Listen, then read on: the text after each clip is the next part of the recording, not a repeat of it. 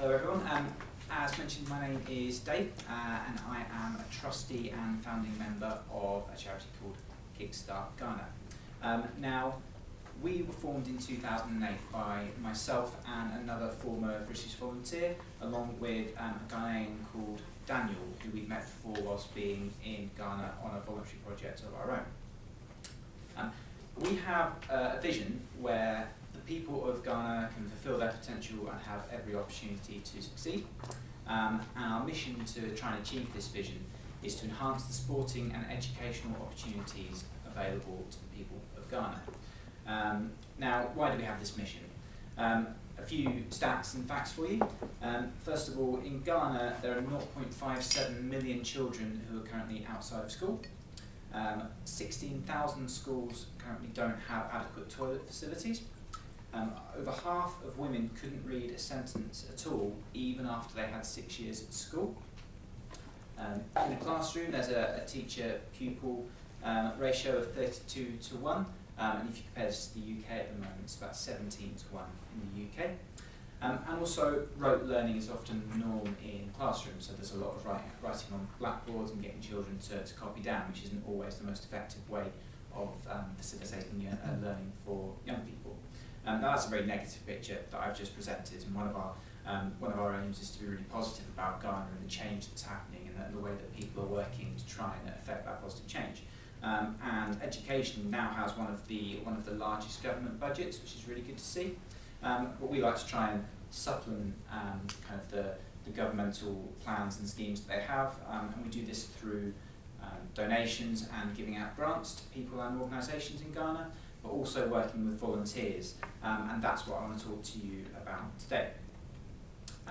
Now, who are we? We're made up of two boards.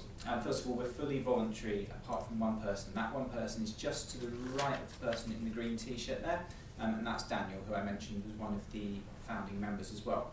Daniel's now gone full-time, and this enables us to make sure that we're really able to run our projects in the best way. We're able to report on them, we're able to kind of monitor them and evaluate them and get in touch with the people who really would benefit from taking part in one of our projects. We've got a board in Ghana, which is made up of local young people and ex-volunteers in our programme, which is fantastic because it allows to see that continuity from people who have taken part to then being involved in the organisation and helping shape what it does. And those are the people that you can see in that picture there. And we've also got a board in the UK where we're a registered charity, which is again made up of some ex-volunteers from the programmes and other people who we've been working with to kind of benefit from their expertise as well.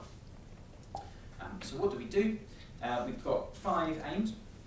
We want to improve learning environments for Ghanaian children, increase the number and broaden the experiences of teachers in Ghana, support non-compulsory and/or extracurricular education, increase the number and broaden the experience of sports coaches in Ghana, and lastly, improve the sporting facilities and opportunities available for individuals.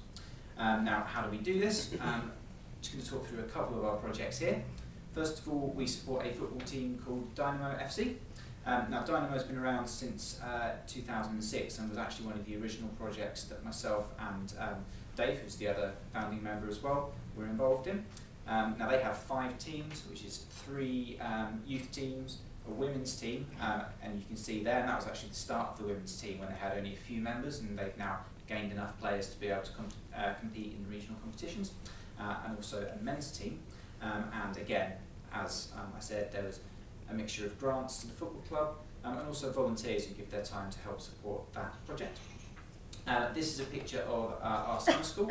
Each year we work with schools to put on a summer school for 80 children in the local area. They come and get help to prepare for their entrance exams, which they use to go into the first year of secondary school.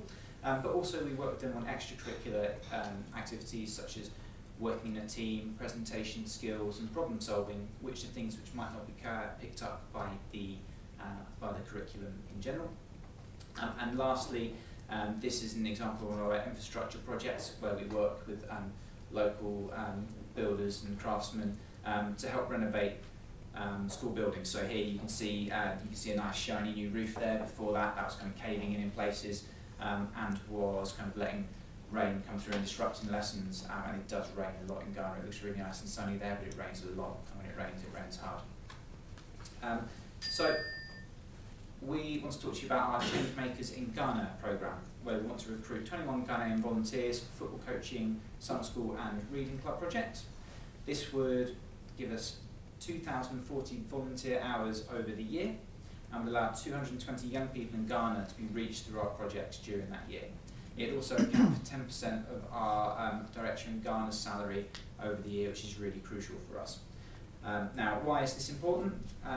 There's a really big culture of helping people out in Ghana within their own social circles, but there isn't that kind of formalised opportunity that you might get in the UK through all the opportunities there are for us to volunteer. So we're really looking to promote that formalised volunteering culture within Ghana to allow people to affect change in their own communities. It also, if you look at the amount there, this project in total is going to cost £1,500 to allow us to recruit these volunteers and train them and support them. That comes out to just under £7 per beneficiary. So £7 would allow us to put someone into one of our programmes, give them the opportunity to take part in those opportunities for sport and education, and really give them an opportunity to improve in those areas. So that's not a lot of money and would be really, really crucial for us. So I'll just leave you with a bit of a breakdown of the cost there. Just the last word is that if we weren't able to raise that whole amount from today, what we would do is gain from other sources, other fundraising events, and the first thing we do would be to take out the director's wages from that. But hopefully we'll be able to get somewhere close to that £1,500. Thank you very much.